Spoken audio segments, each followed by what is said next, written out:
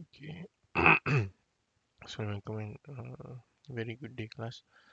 Okay, today I'm going to cover memory system because the first thing is that the quiz that we will do either today or tomorrow will cover the interrupt and also memory.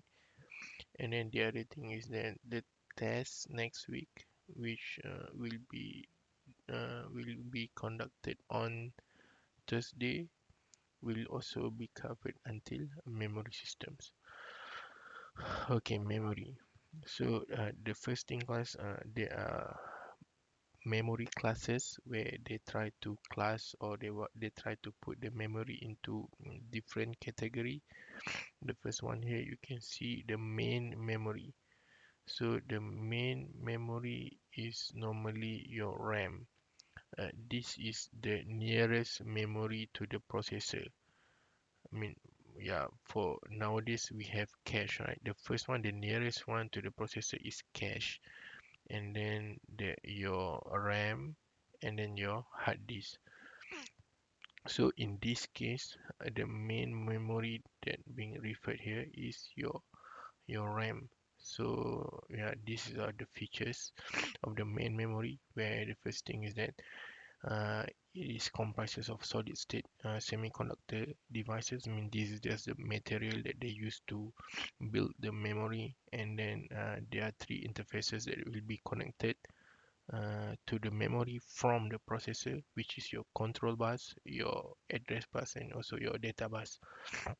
Because the address bus is needed to pick or to choose the addresses of the memory location, and then the data bus is needed for the transfer of data from the processor to the memory or from the memory to the processor.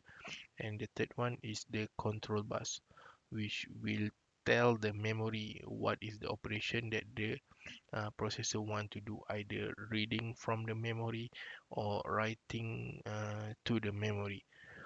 And then the memory operate at speeds consistent with the speed of the processor, because the speed need to be the same. Which one is the slowest one will be the speed. For example, if the processor speed is the slower one, then the memory has to follow uh, the processor speed. And then it characterized by relatively high cost per bit storage. That's why if you realize your memory or your RAM cost is even more expensive than the hard disk, because of the material that they use. So many types of semiconductor memory losses stored data, I mean, which is volatile. If you turn on the power, then you lost all the thing in the memory, because it won't be kept inside the memory. That's why we call it volatile.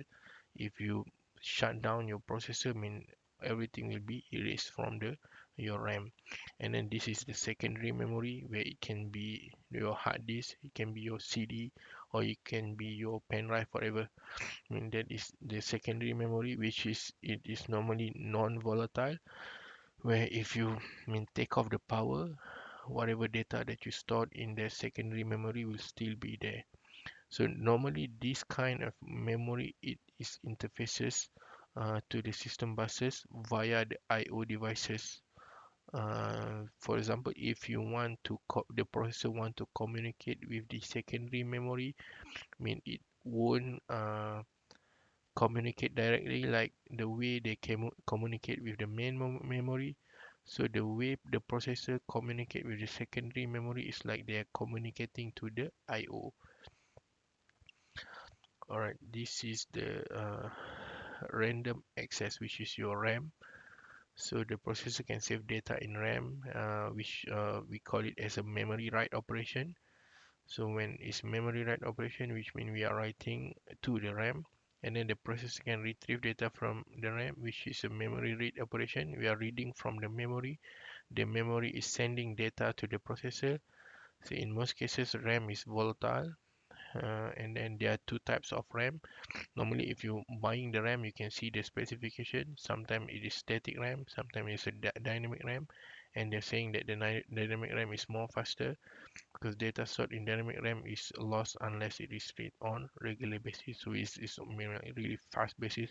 It won't keep the data for a long time, which is really suit the RAM type of application, because you store the data and you move it, store data and you move it. You're not storing it for a long time, because if you want to store it for a long time, you use your secondary memory, not your main memory, which is the RAM.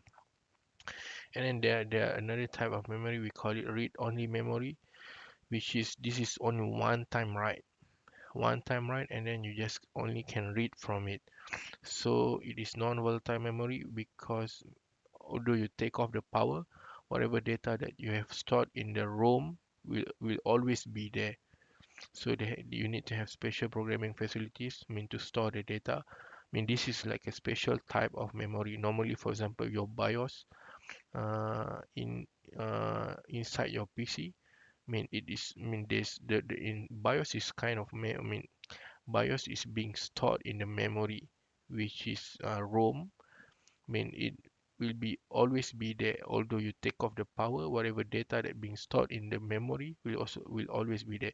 That's why when your PC boot up, the first thing it will go to the your ROM that contain the BIOS, and pick up all the BIOS instruction and load it and process it. Then after that, they will start to load the OS, your operating system. Okay, class, this is basically the RAM architecture, where you can see here. I mean, this is just a brief example to give you understanding how they build the memory. For example, here is the 8K times 8. I mean, okay, first we go here first. I mean, 256 times by 256 cell. So one cell can store 1 bit of data. So if you can see here, the data line here is 8 bit. So at one time, the data that can be transferred into the memory and or can be transferred out of the memory are only 8 bits. 1, 2, 3, 4, 5, 6, 7, 8 bits. Okay, that is the first thing that you should know. That means the data bus that can be connected to this memory is 8 bits. Data bus. So you can see the IO here starting from 0 up until 7. Okay, here, I mean, this is 256 times 256. If you do the calculation, you will get around uh, 8192. Is it? Okay, let me do it again. 256 times 256. You get 65k. You get 65k, 65 kilobits, because here now we are measuring it in bits, right? Okay, but when they want to uh, label or category the memory, because normally the data that we store, we measure it in byte.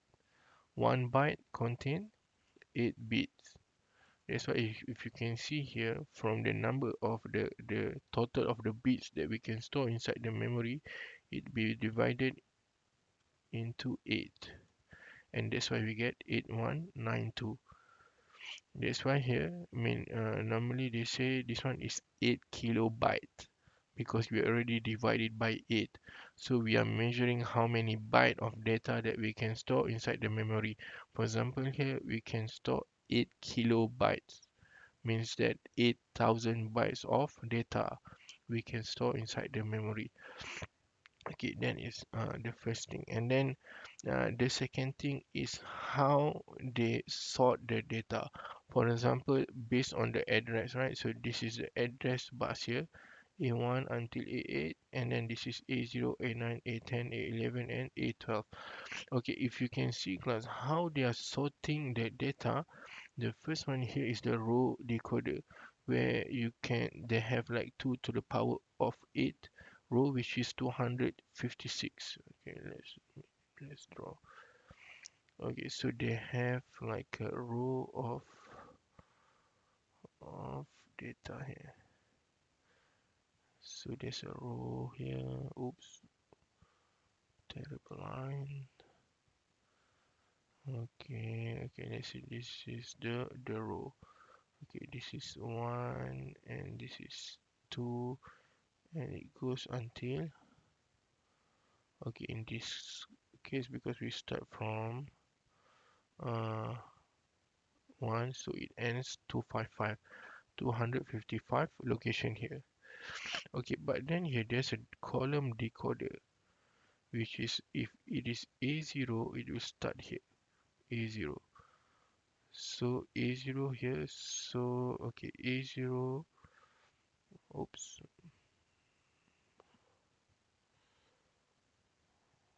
okay, let's do the A0. So okay, A0 is here. This is A0, and then we have A9,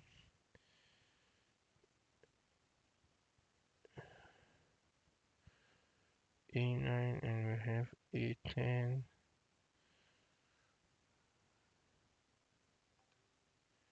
A10. Okay, okay, how they sort the data class? For example, you want to store at the first location. Let's say your first location of the memory is 00, right? So this is 0, and the whole here is will be 0. And then of course, I mean, this is also will be 0, so it will store the first location here. So the first 8 bit will be stored here. Okay, the first 8 bit. So there is,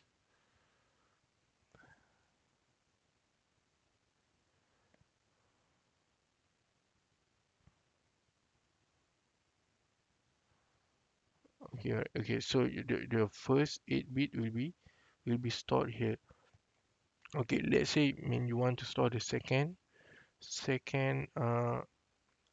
you know, you want to write into the second address of your memory, which is 000001. So 0001 will be, okay, the second one, I mean, this will be address 000 and then 01. It will be stored, okay,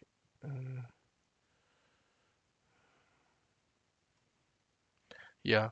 For example, the second address will be 0001, right? So the one is your let's say this is your MSB. No,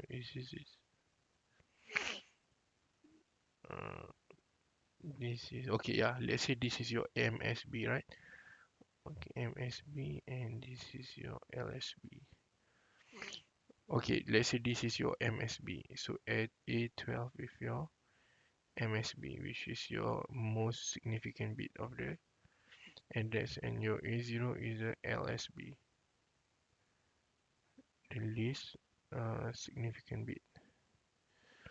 Okay, if you want to store the data inside the memory, let's say for the second location, which is A0000, okay, alright, A0001, so this one will be 1. So this is your column decoder. Okay, so I think this one A12 if your is your LSB, and A10 is A0 is your MSB. Okay, just move in here. Oops. Okay, A10 is your MSB, A12 if your is your LSB. Okay, that's why if your second address is 00001, so this is your column decoder. Column decoder will be 1. So it will move to the second column. This is your first column. This is your first column, and this is your second column here. Okay, it's the first data when the address is 000, it will be stored here. And then the second data, I mean, from the decoder here, right? So this one is 1 here, and then it will be stored here.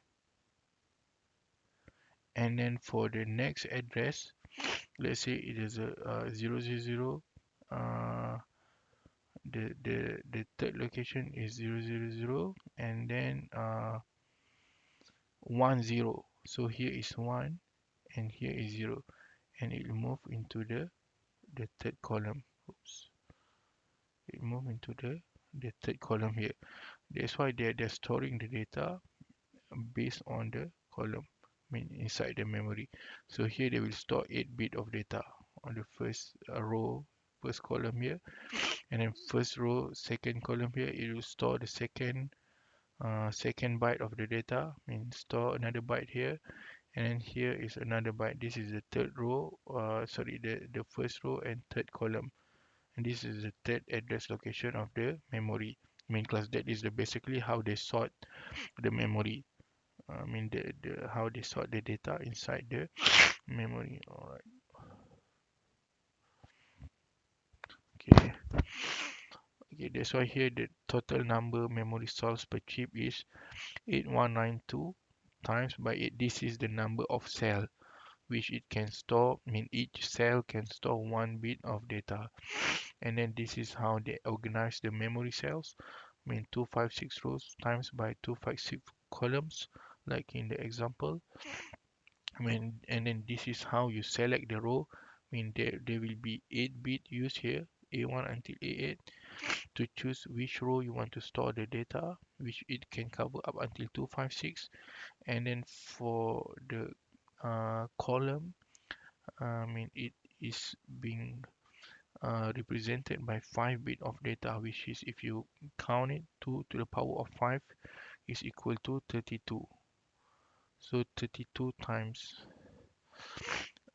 8 will be 256, right? 32 times 8 will be 256 of data. Okay, yeah, this is also the same. So how you can choose which part of the memory you want to store the data. Okay, this is how the memory works. Once the memory device receive address information, which is A0 until A13 for this example, because we have 8 kilobyte of memory size, so it can be represented by 14 bits of address A0 from A13. So the first thing is that when the memory will receive the address first from the decoding logic, and it will select which address location. So this is the decoding logic that you use. So which memory it has to go based on the address that it been given. So, and then the address location is interfaced to external data bus via back. The memory device data bus input buffers are enabled when the device receives an asserted write signal. So the input buffers are enabled means that input buffers, this is the input buffer. So the input buffer will be enabled when the write signal is being asserted. Means that the processor is telling the memory that it want to write on the memory, and then data on the external bus gets written on the address memory location. So remember class, when it is the processor want to write something on the memory, the first one, it will give the address first, so that the memory will go into the specific location of the address based on this decoding logic. And then if it's writing, then this input buffer will be enabled, and then the data will be passing through the input buffer and will be stored inside the specific memory location specified by the address. Same goes if the reading, the memory device data bus output buffers are enabled when the device receives an asserted read, and data at the address memory location is placed on the external bus for external device to read. If it's reading, the same thing, you have to give the address first, so that the memory can pick which location of the address based on this decoding logic, and it will put all the data to the output uh, output bus, output data bus, and to send it to the external device to read.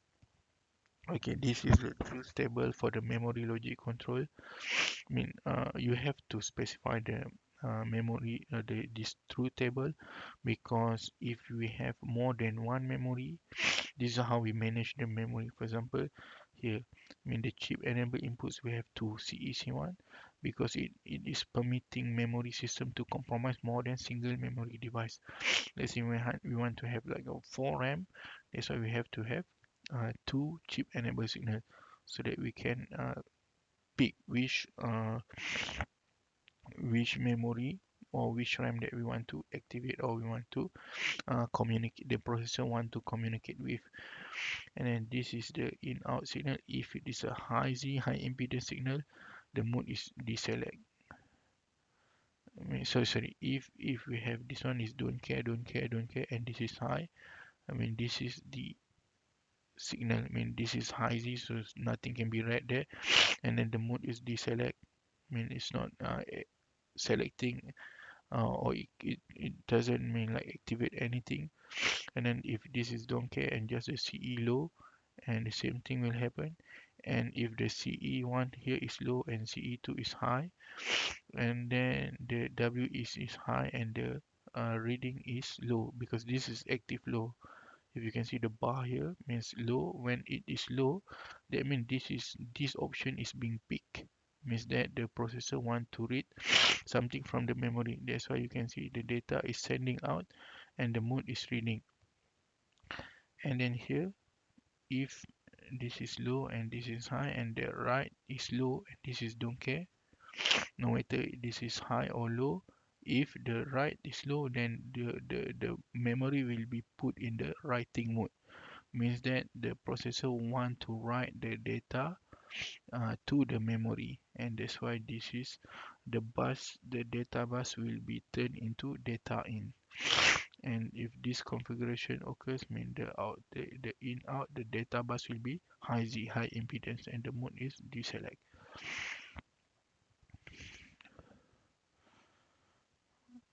Okay. Okay, when the processor wish to read or write to the memory, it specify the memory location to be involved in the data transfer. Yeah, whenever the memory want to write, whenever the processor want to write or read, the first thing that it has to do is it has to provide the memory location, and the address location, memory location, and only the address memory location should respond if the computer is to perform correctly. So only one address location has to should respond to the processor if it wants to be performed correctly. It is incumbent on the memory devices themselves and memory decoding logic external. Okay, it's okay, that one you can neglect it. Okay, a certain 8085 based microcomputer system has the following memory specification. So this is the specification that being set by the 8085 processor developer. So if you want to interface a memory to your 8085 processor, these are the configurations that you have to follow. Okay, for an example, the first one is that you can connect 8085 to the 2 kilobytes. So this is 2 kilobytes, right? Not 2 kilobit, because this is referring to the number of bytes of data. So if you want to connect 2 kilobytes of ROM to your processor, the starting address will be 00H to be implemented. And then this is one of, so only uh, one uh, only one chip of 2K. If you see, this is a chip, right? Yeah, this is the EEPROM here, which is 2 kilobyte. You can see based on then this is the same based on the number of address that they have. Okay, let's go here first. Okay, this is ROM. So if you want to connect the ROM, this is the address, because we are sharing the same address line. That's why we have to specify. If the address is 000 until before until 011111, then it will refer to this 2 kilobytes of ROM. And then if you want to add another 4 kilobytes of ROM, this is the address that you should use, from F000 until until okay, wait. F0, yeah, this one is until FFFF. Okay, that is your ROM. Sorry, this 2 kilobyte of ROM is from 00 until 07FF. I mean, that is the maximum address that you can use to specify your 2 kilobytes of ROM. And then another one from 0800800 up until uh, z up until DEE FFFF is for your RAM, random access memory. And then from F0 until the end, it is for the 4 kilobytes of the ROM. I mean, this is how you can divide, because okay, we'll go through the example of this so that you get a better understanding on this. All right, this is the example of the chip, the memory chip that we can use to connect it to your 8085. This is when you are doing the real hardware. I mean, this is the number of the chip, 2732 EEPROM. This is for the ROM, where you can store whatever the configuration that you want to store inside here. And this is your RAM, where you can, for example, your instruction, the first one if is that you have to load it on the EEPROM first. Then after that, it will start to load on the processor, and when the processor doing the processing, I mean, it will utilize the RAM here. Okay, this is the memory map. I mean, the memory map that we use in the class is just a pictorial representation so that we get a good idea on how the memory blocks, I mean, where the data being stored inside the memory blocks. Okay, for example, here this is the start address 000. I mean, it's referring to this location. That's why the 2K ROM here, you can see here from the address from 000 up until 0800 is being utilized for the 2 kilobytes of ROM. Yeah, based on the specification here. 0 until 0800 is for your 2 kilobytes of ROM. And then here from 0800 until 4000 can be used for your 16 kilobyte of RAM. But I mean, you cannot use only one single chip of RAM to to make it 16 kilobytes, because here, I mean, one chip here only consists of 2 kilobytes of RAM, because the limitation of the address line here. So that's why you need to, if you want to have 16 kilobyte of RAM, you need to use 8 of this chip here, RAM chip. So here is one. So when you have, if you want to use only one RAM, so this is the address range that you can use to address one RAM. If you are adding another RAM, this is the address range from 0800 until 18000. I mean, is the address that you can use to cover two RAMs address range. So the maximum you can go is up until 8 RAM, which can cover 16 kilobytes of data. And then this is a vacant area where, I mean, normally maybe you can utilize it for the stack. Sorry, not for the stack. Okay, this is just a vacant. And then from F0 until the end is can be used for your 4 kilobytes of ROM. This is just address location class, so that if you put this address on the memory bus, the logic that you have outside the processor knows which processor that you are referring to. If the address falls in this range, that means, sorry, in this range from F0 until FFFF, it refers to the 4 kilobytes of ROM. If the address that being put on the address bus fall in this range 0800 until 4000, it refers to the 16 kilobyte of RAM. And the same goes here. If the address range that being put on the address bus is 0000 until 0800, it refers to the 2 kilobytes of ROM. Yeah, this is the memory location arrangement. Yeah, this is the address A0 until A15. If the address is here, it's referring to which device here. Yeah, this is 2716. This is your 4 kilobytes of ROM. Sorry, this is 2 kilobytes of ROM, and 2732 is your 4 kilobytes of ROM. Okay, this is an example of memory design. You need to have the decoding logic chip. So for in this example for 8085, they are using this specific chip 74LS154. This is the chip that you have to use to interface the processor and also your, for example, here is your memory.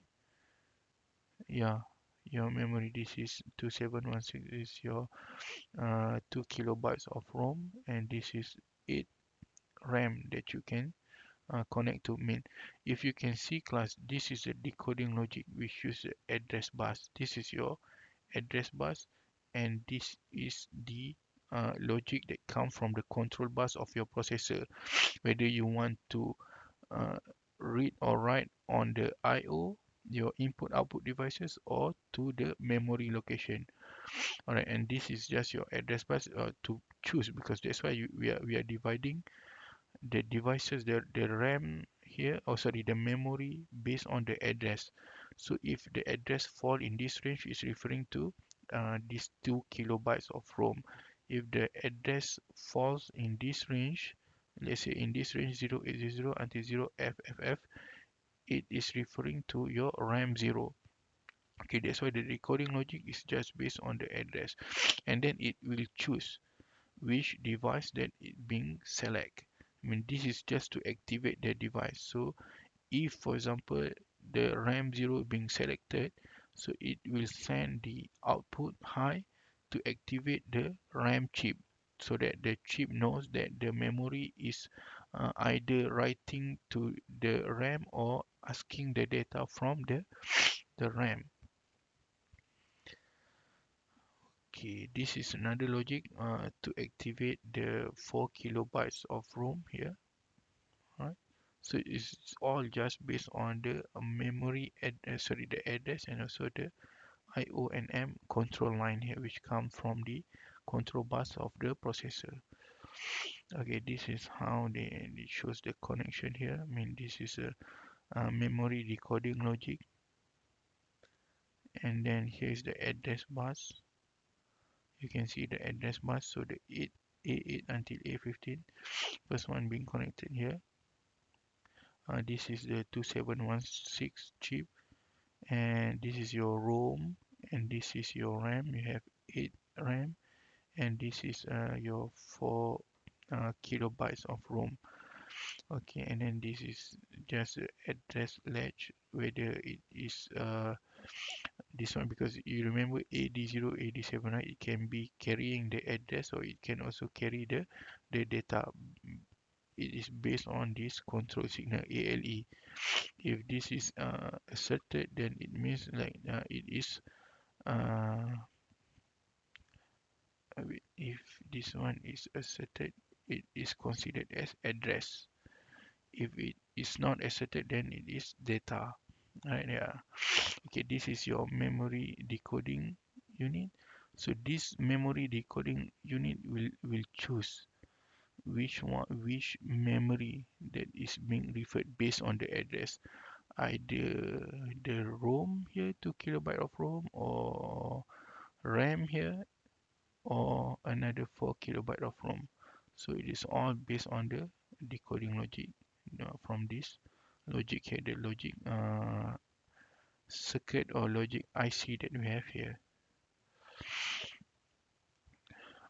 Okay, and then here's the memory decoding system. All right, so the memory decoding system.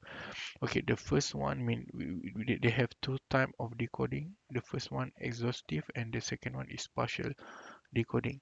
So when all the address lines of the processor, either by the internal device decoders or external memory decoders, are used to specify the address of a memory location, exhaustive decoding is said to be used if you are really fully utilizing the whole address bus. Means that you are using from 000 until FFFF. I mean that means you have to use the exhaustive decoding. If you are not using the whole address line, you can use the partial decoding. Okay, it is only possible to interface the full complement of memory to a microprocessor if exhaustive decoding is used. If you want to interface the full complement of memory, means that you are utilizing the whole thing here, the 2 kilobyte of ROM and the whole RAM here and also the 4 kilobyte, then the only option that you have is by using the exhaustive decoding. Okay, this is the reason why if one address line is not used to specify a memory location, then the location will respond to two different processor addresses. Okay, the logic behind here class is that, okay, let's say this is the address line. Let's say, okay, we are making it as the 4-bit of address.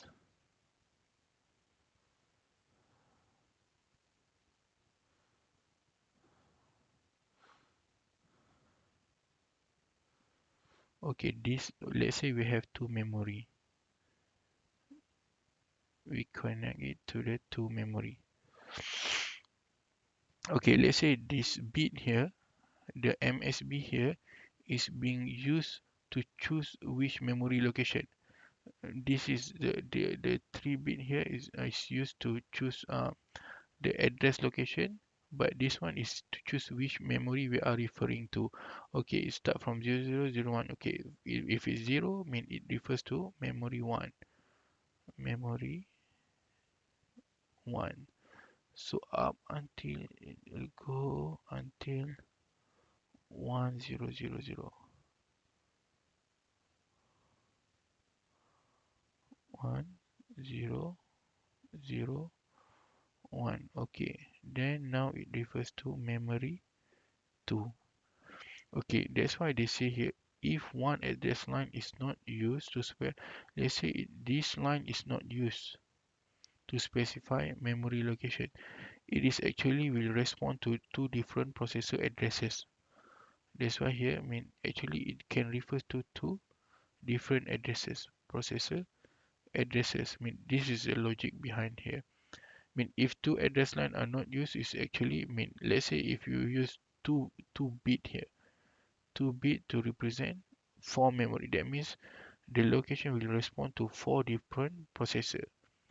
Yeah, that is the memory decoding systems. Okay, this is the memory write cycle class. So that's why the first thing is that you have to have the address first.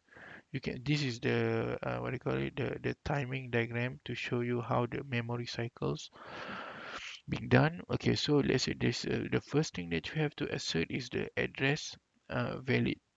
So the valid address, so you have to put the address on the address bus first, and then the chip select signal will be sorry, this is a chip select signal to choose to enable the chip which because based on the address it will select which uh, memory chip that is being referred to activate the chip. And then this is the OE signal. I mean, this is to when it is low, because it is active low. When it is low, then it can start to read from the what do you call it, from the, can start to read from the memory. So after a while, then you can see the data is available on the data bus. Now the data already being, for starting from here, the data already being put on the data bus. Okay, these are all the timing specification class like TOE, TAA, TACS. We have to know what is this referred to and what it is meant by all this T. Okay, you can, yeah, this is okay, memory read cycles. All right, yeah, this is just based on the explanation that I've given. You can go through it, it's the same. Okay, all right, okay, so this is a TRC. TRC is the read cycle. This represents the minimum time to carry out a successful read operation. You can see here, TRC. Yeah, this is the complete time complete time that the processor has, sorry, the memory has to take to complete the read cycles. Yeah, TRC referring to the T read cycles. And then TACS, the T chip select access. This represents the maximum time it takes the memory devices from CS being asserted to valid data appearing on the data bus. Okay, this one. So after the chip select has been asserted, this is the time taken from the chip being activated to the time that the data already valid on the data bus, because you know class, this is electronic devices and it has delay. So this is the maximum time, because you have to know this specification when you are doing the hardware configuration, so then all of these specification or requirement, timing requirement being met, so that there's no what I call it invalid data being transferred into the processor. So this is the maximum time that the memory can take to prepare the data after the chip select has been activated. Means that after the chip specific memory chip being activated, mean how long it takes to provide the data. That is a TACS. And then the TAA is address access. This represents the maximum time it takes the memory device from it receiving valid address to valid data appearing on the data bus. TAA. This one is just from the valid address being given up until the data is available on the data bus.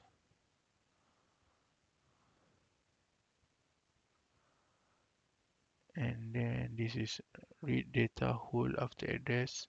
This represents the minimum time the memory device will keep valid data on the data bus after a change of address. TRDHA. Yeah, after the address being changed, and how long the data will stay on the data bus. That is the RDHA. And this one RDHC. This represents the minimum time the memory device will keep valid data on the data bus after being deselected. This one after being deselected here, after the chip is not being activated, how long the data is valid. That is your TRDHC. And then TOE output. This represents the maximum time it takes the memory device to place valid data on the data bus. After OE is selected, this represents the maximum time it takes the memory device to place valid data on the data bus after the read signal is asserted. That is your TOE here. After this being asserted, how long it takes to for the data being valid or being really ready on the data bus. That is your TOE. And TOHZ is this represents the maximum time it takes the memory device to tri-state its output buffers after OE is deasserted. TOHZ here. So after it being asserted, how long the data is still valid. I mean, this is all the requirement that you have to know when you do the design. And this is how we can read the timing diagram. So you can go through on your own on the memory cycles class. You can read through it. I mean, it's the same. The concept is the same. And I think that's all about the memory. So if you guys have any question on it, you can email me or you can text me. But the most important thing to know, class, is that this part of the syllabus memory is mainly the theoretical part. So for the theoretical part, the first thing you have to have the better understanding on it. You have to understand how it works. I mean, how we represent it here based on this decoding logic.